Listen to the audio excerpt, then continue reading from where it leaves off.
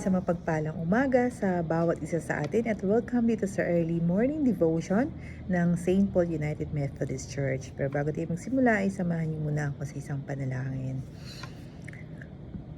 Aming Amang nasa langit, patuloy ka po namin pinupuri. Aming Ama, patuloy ka po namin pinasalamatan sa oras na ito, Lord.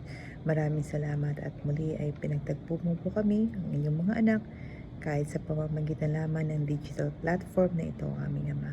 Nawa po, Lord, ang inyong mga salita sa umagang ito ay patuloy na magbigay ng kalakasan sa bawat isa sa amin, Lord God. Maraming salamat sa patuloy na biyaya o aming Ama na pinagkakalap niyo po sa amin, Lord God.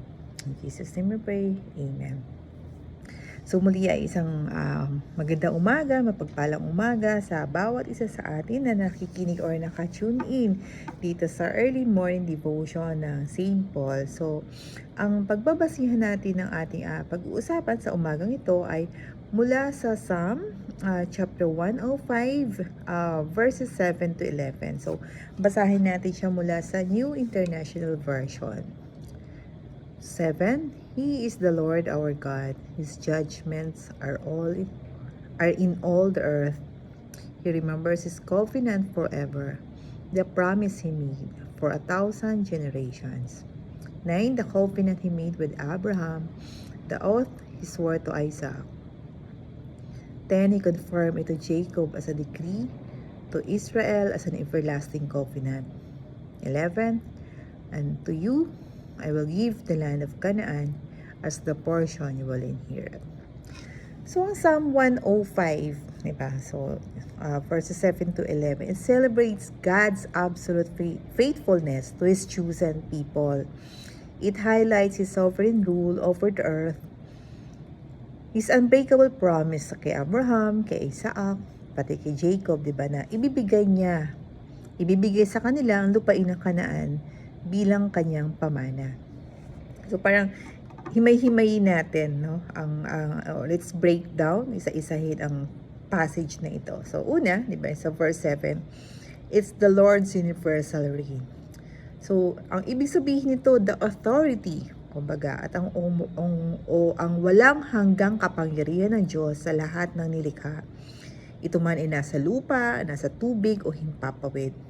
Siya ang tunay na Diyos at ang kanyang mga matuwid na paghukom, ang kanyang very judgment ang namamahala sa buong mundo. So, second, yung tatlong verses, di ba, yung 8 to 10, ang ibig nitong ipaliwanag sa atin or alam yan tungkol sa kanyang everlasting promise, di ba? So, hindi kailanman nakakalimutan ng Diyos ang kanyang mga tipan, ang kanyang mga pangako. Ang mga pangakong binitawan niya ay sumaklaw na, kumbaga nag-covered na, or nadama na, ipakita na niya sa hindi mabilang ng mga salinlahi, di ba? Ang pangako niya na His eternal, yung unconditional commitment of unending love, yung ating kaligtasan, at ang kanyang presensya sa buhay ng bawat isa sa atin. The land of inheritance, ito naman yung sabi sa verse 11, di ba? This specifically refers to the Abraham covenant where God legally and sovereignly, di ba, tinalagaan ng Diyos ang lupain ng Canaan bilang permanenteng pag-aari ng Israel. So, ibig sabihin dito, it's the righteous inheriting the earth, or the meek shall inherit the land and will dwell in it forever. So, a reminder nito ay hindi ito gantimpala. Yung pangakong ito ng Panginoon sa atin ay hindi niya gantimpala o hindi ibibigay sa mga mapagmataas o sa mga marahas na mga tao na nandito, kundi para ito sa mga tao na una, waiting on the Lord. So, kumbaga, ang ibig niya sabihin ay be patient. Sa halip na tayo mag-alala or magpumilit, nagangalugan ito ng pagkapit natin na may pag-asa sa Panginoon at hayaan siya na palakasin ang ating mga puso. Ang gantimpalang ito ay para ulit sa mga tao who commit their way to Him, to God.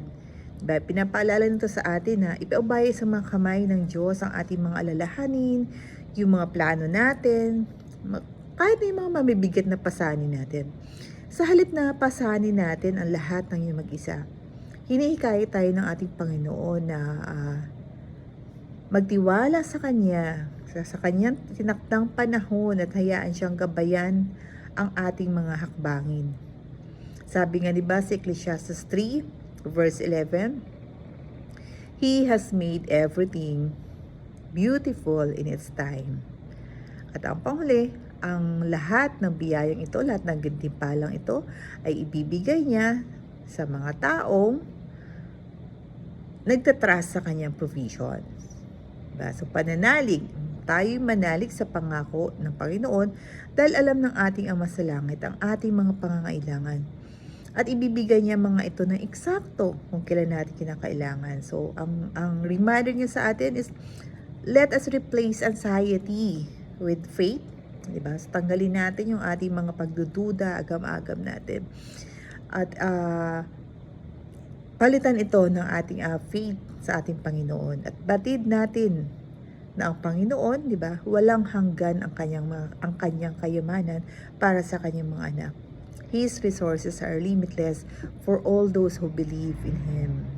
So, mga kapatid, yun lang. Simple lang, kumbaga, ang ating konteksto ng ating pinagbasihan sa umagang ito ay yun. Magtiwala tayo ng buo sa ating Panginoon na lahat ng kanyang pangako ay gagawin niya sa lahat ng mga naniniwala sa kanya. Patuloy na namumuhay ng ayon sa kanyang kalooban. At patuloy na nagiging instrumento para patuloy nating may padama ang pag-ibig, ang mga biyaya ng ating Panginoon sa ating kapwa. So, patuloy tayong mamuhay mga kapatid ng may pag-ibig, hindi lamang sa ating sarili, kundi higit sa lahat may pag-ibig sa ating kapwa at may pag-ibig sa ating Panginoon. So, muli aming mga kapatid ay isang mapagpalang umaga at bago tayo maghiwa-hiwalay, tayo ay sabay-sabay na manalangin. Aming Ama, pinupuri ka po namin, Lord God. Maraming salamat po, aming Ama, sa panibagong kalakasan na pinagkat niyo sa amin sa pamamagitan ng inyong mga pangako, Lord God. Patuloy nga po kayo, Lord, na manahan sa puso ng bawat isa sa amin, Lord, upang patuloy kaming mamuhay, O aming Ama, ng ayon sa inyong plano para sa amin, O aming Ama, Lord.